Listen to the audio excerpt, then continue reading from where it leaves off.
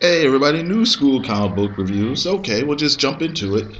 So first thing I got this week is Red Thorn, Vertical #1. I bought this on a whim. I really didn't know too much about it. It's written by David Bailey and the art is by Megan.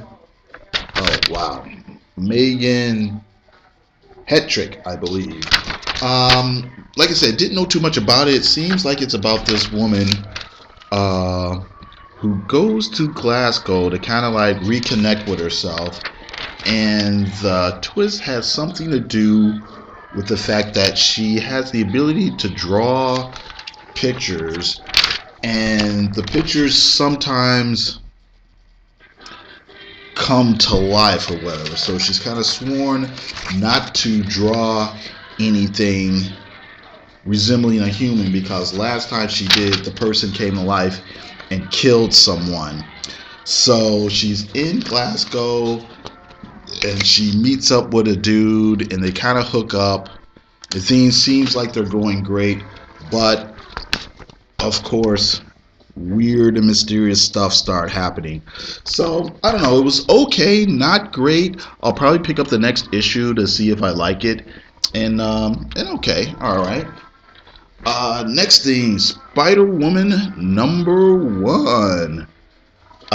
Written by Dennis Hopeless and art is by Javier Rodriguez. Okay, so we just kind of jump right into it, and Spider Woman is all of a sudden pregnant, and she's kind of on the sidelines with her detective agency or business.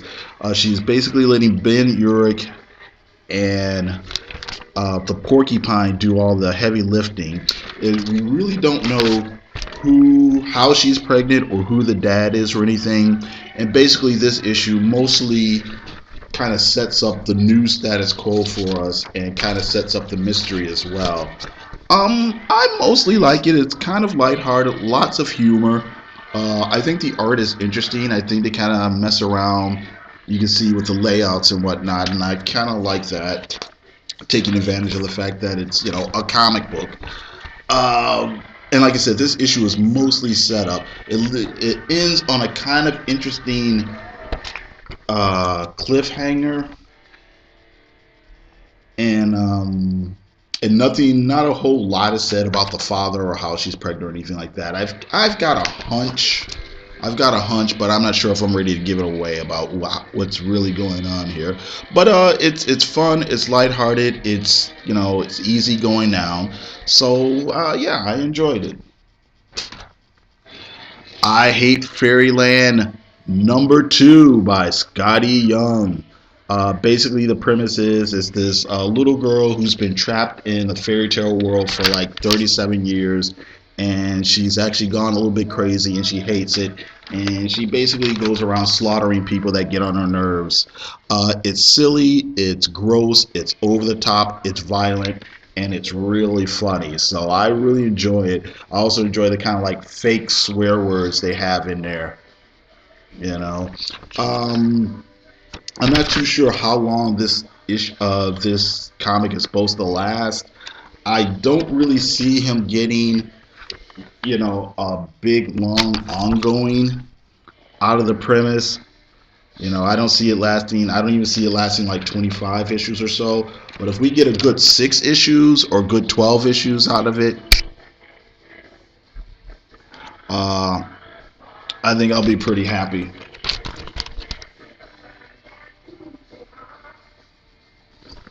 All right. Next thing I got is Sam Wilson, Captain America #3 by Daniel Kuna. I'm sorry, by Nick Spencer, Daniel Kuna, and I think it's Michael Cho. And this really, not a whole lot of politics, no lot of overt politics in this issue. Just a crazy, silly, Bronze Age style, mad scientists and monsters type story where Sam Wilson gets turned into Wolf Cap.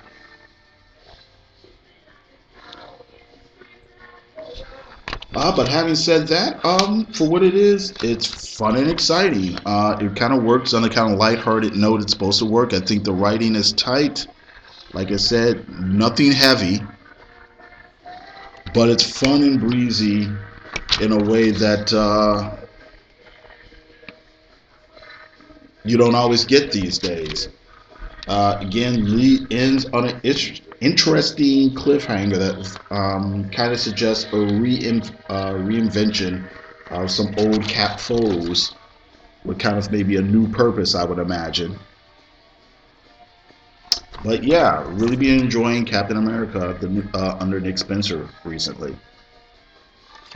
All right, and I also got Astro City 29 by Kurt Busiek and Brent Anderson. This one is pretty interesting. Basically, this tells a story of where we're introduced to this alien planet, and here are all the aliens, and they look like these old school, early Marvel '60s uh, Jack Kirby, Steve Ditko type aliens, and we're introduced. Where basically the point of view character is this young alien, and he's this happy kid who has a happy life on their planet, and we basically go through it, and we find out that on the, I guess, news or whatever, the aliens have captured, or I should say, the people on this planet have captured an alien, and let me get to that. An alien who had invaded their world, who's this human from Earth, and they're going to put her on trial. And basically, the long short of it is, she's part of this kind of Fantastic Four, maybe Doom Patrol, maybe Challengers of the Unknown type of group called the First Family. I think they're really supposed to be kind of an analog of the Fantastic Four. And the whole rub of this issue is you're basically seeing the story being told through the eyes of the aliens and not, or the extraterrestrials, and not just the bad guys, but the normal everyday citizens of that world. So I think it's a pretty interesting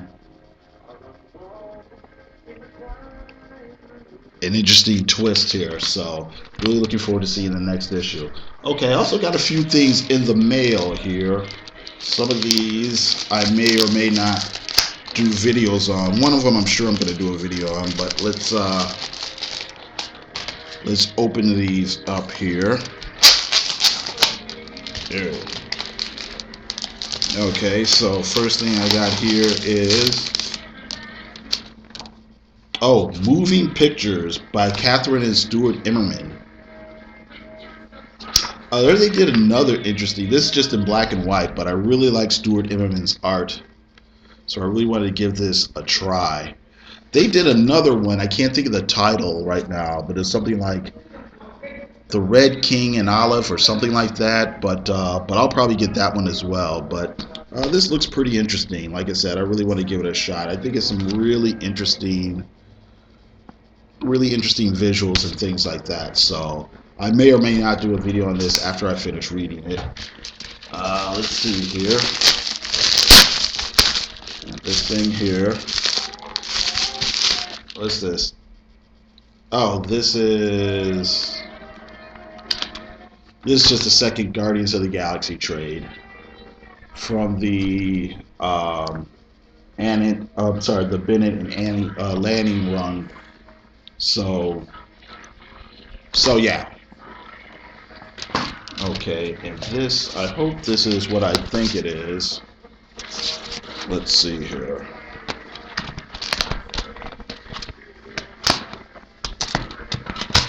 Oh, that's funny.